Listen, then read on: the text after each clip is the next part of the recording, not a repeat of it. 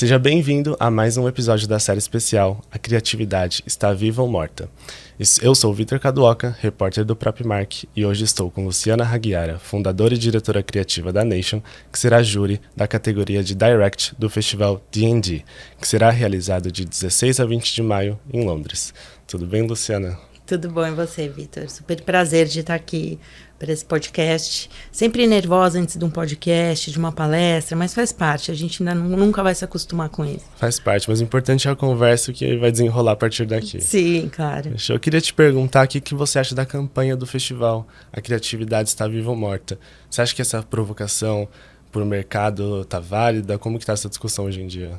Olha, eu achei a campanha brilhante, tá? Porque ela é muito pertinente para o momento que a gente está vivendo agora, né?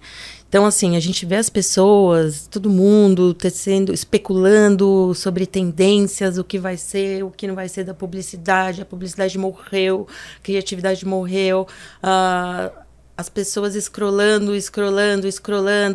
800 mil gurus de publicidade e criatividade surgindo. Isso causa uma ansiedade nas pessoas, né? Eles trabalham com o termo apatia, mas para mim é mais do que apatia, é ansiedade, né? Causa um desconforto e até uma angústia, ao invés das pessoas pararem e exercerem a sua profissão, né? Então acho que é uma provocação super válida. Adoro o jeito direto com que eles comunicam isso na campanha e tem tudo a ver com o momento que a gente está vivendo agora. Exato, principalmente uma época de agentes de IA e automação, né? O que você diria que tem que ser o diferencial da agência nesse cenário de agentes de IA para se tornar relevante nesse cenário? Sim, também. Então, né, justamente eu não vou ter nenhuma previsão, nenhum diagnóstico, não sigo nenhuma tendência. E, na minha opinião, o que as agências têm que fazer para se continuarem relevantes é fazer o que elas sempre fizeram, né? Trabalhar criatividade, transformar criatividade em resultado para as marcas, né? Tornar as marcas relevantes e cada vez mais tornar as marcas relevantes no sentido de entrarem realmente na cultura, na vida, melhorarem a vida das pessoas e do planeta, né? Então, acho que se tem uma tendência, que para mim não é tendência, isso é meio óbvio, então são obviedades para mim, tá? Agências continuem fazendo o que sempre fizeram. Muito bem, porque cá entre nós, né? Eu acho que se alguém, eu vou até falar para a câmera, se alguém criou alguma ideia inédita de AI, brilhante, espetacular, maravilhosa, levou para o cliente, aprovou de primeira, o AI que criou, e vai bombar em todos os festivais, por favor, me liga. Meu telefone é 11 984 56 5256. Me liga, porque eu não sei como fazer isso. Então, acho que não é AI que vai fazer isso, né? É o trabalho das agências. Então, nesse sentido, você diria que a criatividade é o principal ativo de uma agência, né? Absolutamente, absolutamente. Assim, eu acho que tem alguns pontos, né, quando a gente fala dos ativos da agência hoje em dia, né? A agência tem que parar de ser chata. Publicidade ficou muito chato, ficou extremamente chato. É tudo sobre formato, é tudo sobre mídia, é tudo sobre algoritmos, são as fórmulas prontas. O que a gente está vendo está tudo muito parecido, as marcas estão parecidas, os discursos estão parecidos, as formulazinhas estão parecidas. Então, assim, ativo número 1, para ser chata. E volta a fazer o que sempre foi feito bem. Mas, ao mesmo tempo, a gente vê agências que continuam com mojo, né? Com molho, que trabalham criatividade de um jeito provocador. Um bom exemplo é a própria agência que fez a campanha do D&D, a Uncommon. Ela, assim, você olha o trabalho dessa agência, você vê uma consistência espetacular. O trabalho, assim, todos eles têm humor, eles trazem reflexão, eles fazem as pessoas pensarem. As campanhas que eles fazem, os trabalhos dessa agência, eles provocam. Então, assim, eu acho que existem exemplos de como, assim, com AI, sem AI, com mudança o tempo inteiro, eles têm um trabalho criativo, consistente, com resultado e com relevância para as marcas que eles trabalham. Assim, eu, quando crescer, quero ser igual a eles. É justamente uma provocação, né? Que é uma campanha que precisa gerar resultado, mas tem que fazer uma provocação, se inserir na conversa do público, que está totalmente ligado à categoria, né? Que você vai ser júri também. Também. Eu acho que na categoria que eu vou ser jurada, direct é muito interessante, né, essa categoria. E muito simples, na real. Porque direct, tá claro o que é a categoria. Né? É uma resposta instantânea do consumidor. Uhum. E até discutindo já numa pré-conversa com o júri, com o Danilo, que é o presidente do júri, e ele trouxe pontos, né, que são a realidade. Muitas agências falam, pensando no festival, putz, não sei onde colocar esse trabalho, vou colocar em direct. Não é bem assim. Eu acho que tem que prestar atenção, muita atenção nessa categoria, porque o critério da categoria é muito claro, né? Assim, você precisa ter um público muito bem definido em direct, você tem que ter um call to action muito claro e você tem que ter uma resposta instantânea. Então, assim, não é qualquer coisa que cabe na categoria de direct. Ao contrário, eu acho que deveria ter bem menos coisa do que tem geralmente. Uhum. E quais são suas expectativas para a categoria, os trabalhos? Olha, eu acho que, como todo ano, assim, eu tô bem animada, né? Eu sempre acompanho, participo de outros júris. Eu acho que o DNAD é um festival muito especial, né? Eu já participei dos júris e é um pouco diferente, porque a gente tem uma nota de corte muito agressiva. Então, o papel do júri nesse festival tem que ser muito prático, muito objetivo. Apesar da gente estar julgando criatividade ali, a gente tem que ter muito específico, muito... Assim, tem que estar muito afiado, tá? Uhum. Porque é pouco tempo, muita coisa boa, e a gente tem que tirar o melhor do melhor do melhor. Então, assim, a gente transpira ali para chegar num resultado que a gente tem orgulho, e ao mesmo tempo que a gente não sofra com que fica de fora. Sim. Tá? Então é um festival assim intenso. Eu imagino. E quais são os seus critérios, né? Você está falando sobre ser objetiva na seleção de um trabalho. Quais são os critérios que repassaram para você, que vocês se alinharam e que você tem pessoalmente também? Olha, eu acho que em todos os festivais que eu participo, assim, é tudo muito criatividade é uma coisa subjetiva. Então, quando a gente vai julgar, uma coisa que eu sempre puxei e a gente sempre traz de volta, ou se alguém não traz, a gente puxa de volta, são as regras da categoria, né? Então, assim, você tem os critérios de cada festival, você tem os critérios muito claros do que deve ser julgado, né? Óbvio, a ideia brilhante, a execução, né? O impacto disso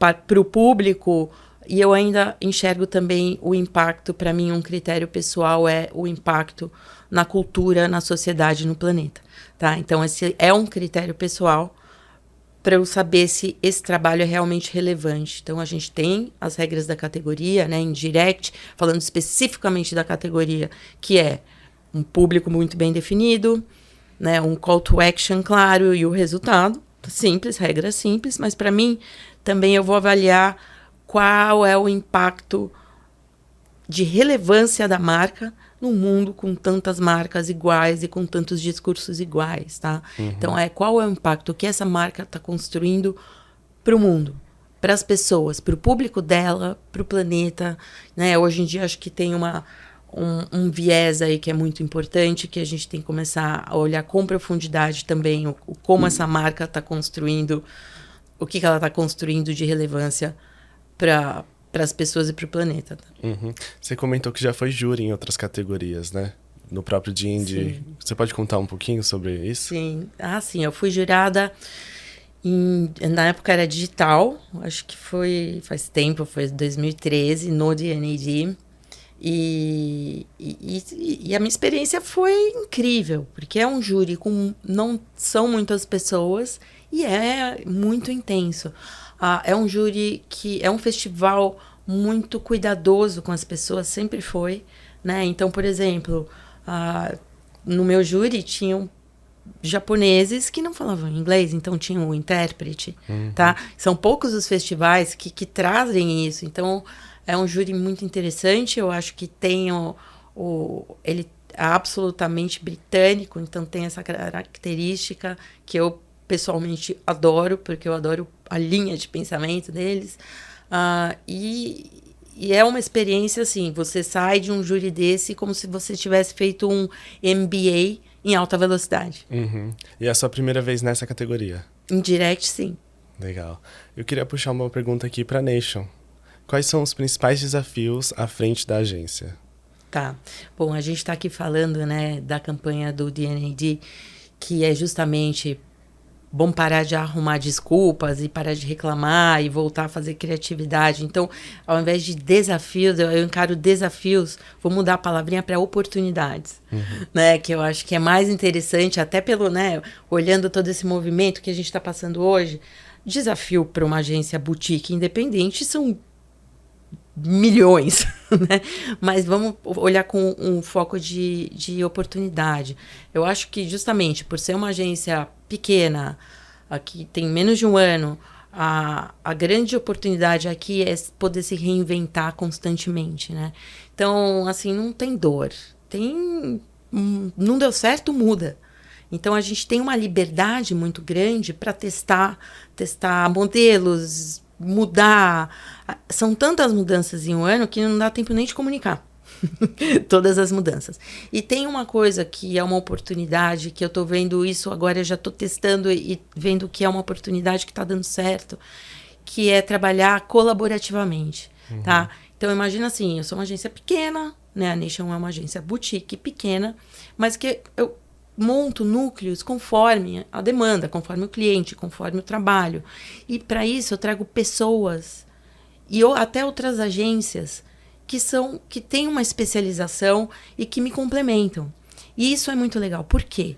Porque o nosso meio, a publicidade, é muito sobre ego.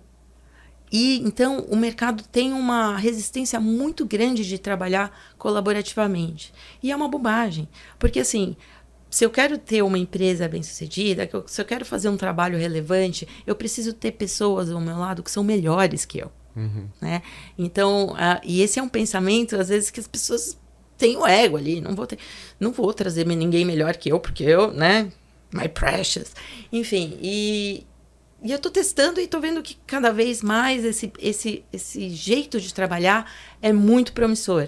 Então, por exemplo, se eu tenho um trabalho para fazer para uma marca de moda, eu trago pessoas de moda. Se eu estou fazendo um trabalho sobre sustentabilidade, eu trago especialistas, eu trago cientistas, eu trago pesquisadores, porque isso torna o trabalho, ele traz profundidade. E a gente precisa mergulhar no que a gente faz, né, no trabalho que a gente faz, para a gente realmente criar uma coisa, uma campanha, um branding, um whatever, uma ativação, qualquer que seja, mas relevante, né? Que tenha pertinência para o cliente e para o momento que as pessoas estão vivendo. Então, é um trabalho, assim, acho que trabalhar colaborativamente é uma das coisas que a Nation, por isso que chama Nation, né? Porque todo mundo é bem-vindo. E mais ainda, trabalhar com quem é melhor que a gente. Isso é muito legal. É a questão da especialização que a gente estava falando mais cedo, né? Exatamente. Também seria um diferencial, né, do profissional no mercado publicitário hoje em dia. Mas absolutamente. Eu acho que tem um ponto hoje em dia, com toda essa ansiedade de AI, ferramentas maravilhosas, incríveis, e tá tudo certo, e é muito legal, é muito... que tá acelerando, né? Coisas que antes demoravam. Que, por um lado, isso é bom, por outro lado, tem essa angústia, né? Poxa, eu preciso ser generalista, mas ao mesmo tempo, eu preciso ter uma especialização. Então, eu vejo, assim, por exemplo, falando de quem está começando, procure uma especialização, se especialize. Por quê? Porque a gente precisa de roteiros bem escritos, porque a gente precisa de um design com bagagem, com profundidade, com fundamento, né? Porque a gente precisa de repertório, é isso. As pessoas precisam ter repertório. Por exemplo, pode vir, né? Tá saindo, alguém tá começando e fala, poxa, eu quero ser diretora de criação. Perfeito. Mas você precisa se especializar em alguma coisa. Por quê? por exemplo, se alguém quer ser diretor de criação, né? É fácil ser diretor de criação? Não. Assim, o que você tem que fazer quando você é um diretor ou diretora de criação? Você precisa justamente dirigir muito bem a sua equipe. Então, quando a gente vê direções de criações que são agressivas, que esfolam a equipe, que pedem mais ideias, nunca tá bom, mais. Para mim, isso é uma boa direção criativa? Absolutamente não. Porque o papel da direção criativa é justamente dirigir, né? É justamente extrair o melhor das pessoas, sem matar as pessoas, sem esfolar a equipe. Então, o que eu vejo hoje é que, por causa dessa aceleração de ferramentas que a gente está vivendo, por causa da juniorização das equipes, eu vejo... E é muito complicado, porque as pessoas que estão começando estão pulando etapas. E isso pode ser momentâneo, mas isso torna mais difícil você ter consistência, né? Então, assim, para quem está começando, se especialize, estude, vá a fundo em um assunto. É assim, quando a gente olha, por exemplo, eu estou estudando o mercado de moda, né? Estudando realmente profundamente.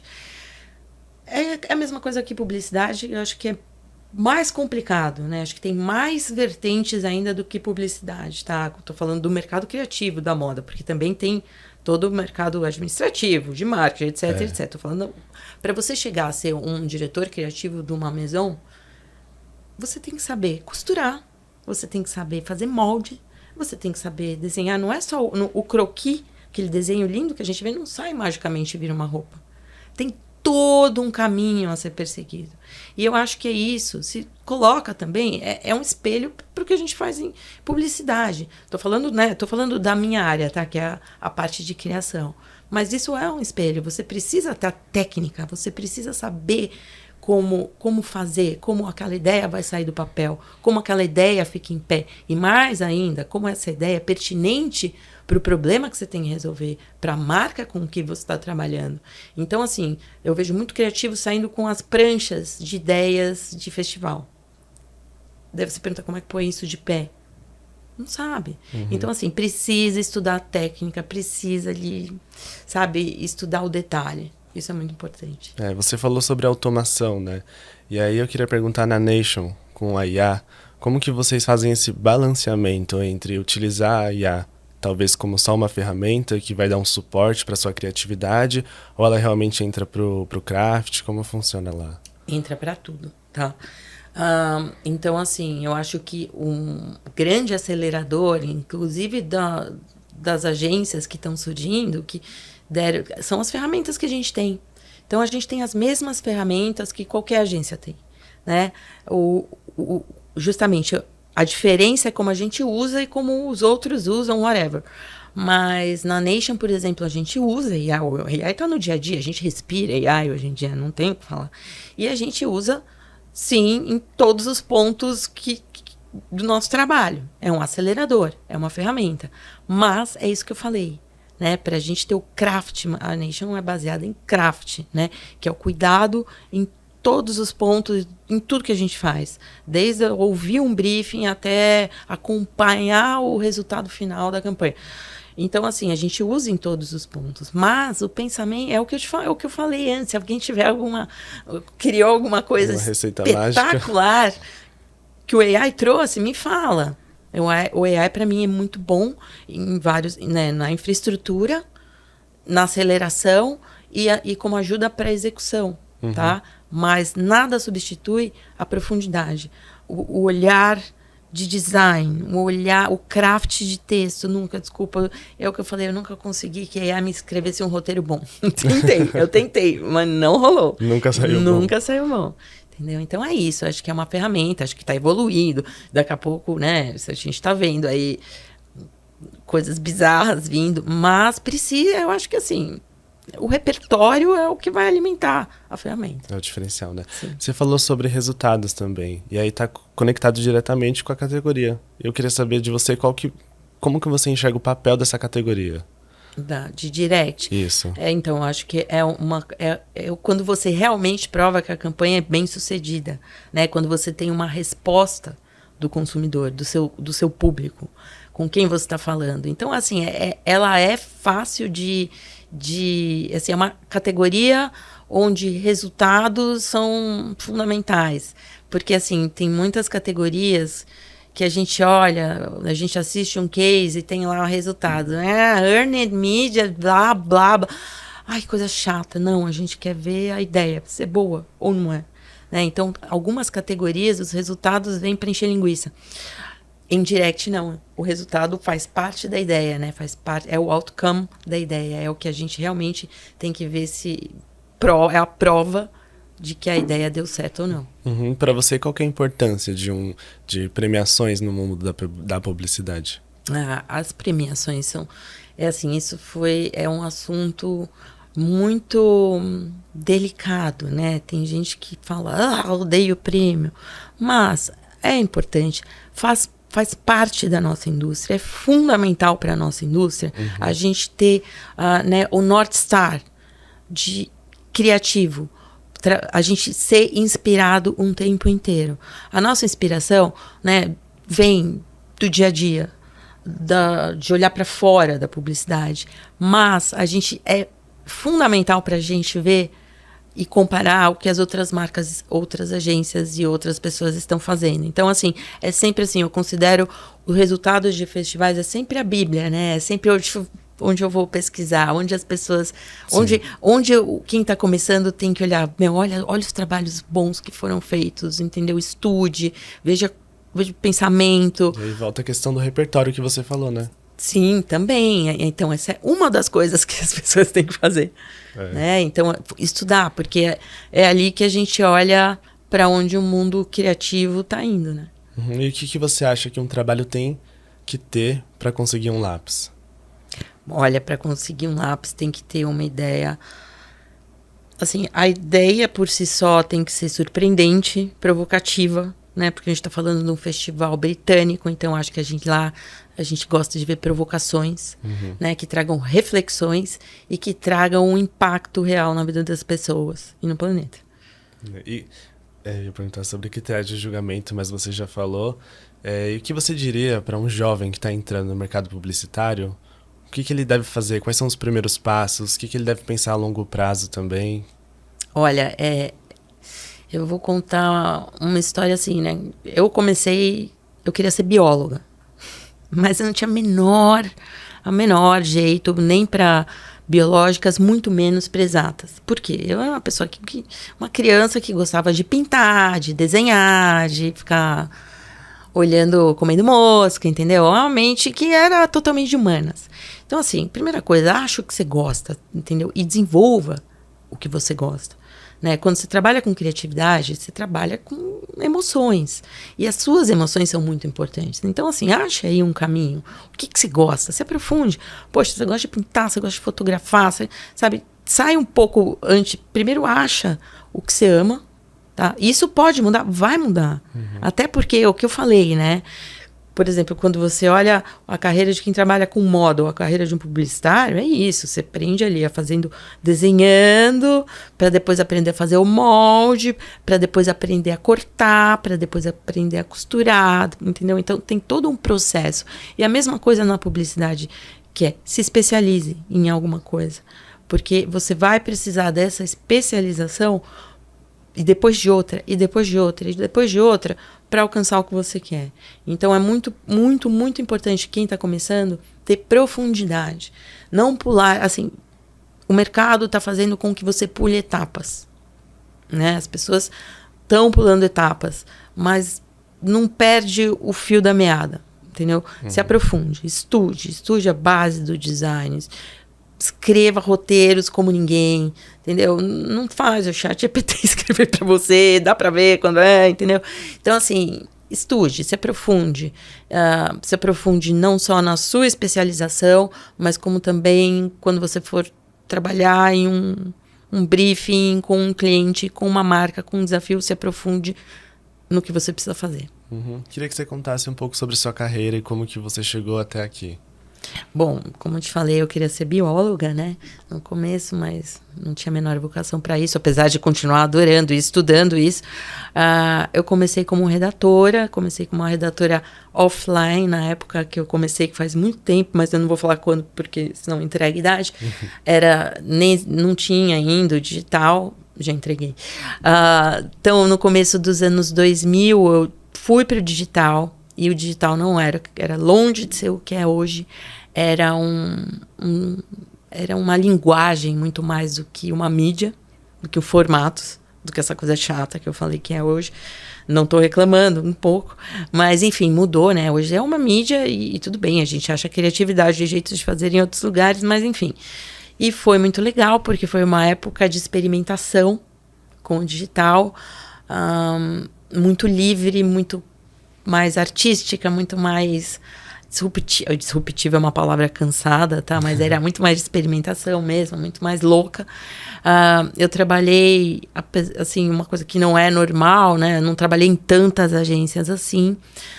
Trabalhei em agências pequenas, trabalhei na Jacomete Farcas, onde eu tive um diretor de criação que trabalha comigo até hoje, que me ensinou a escrever roteiro, ou pelo menos ele tentou me ensinar, não sei se eu aprendi, mas enfim, foi uma escola. Depois eu trabalhei na Give Interactive, que foi onde eu fui para o digital, 15 anos na UMAP, não preciso nem falar, né?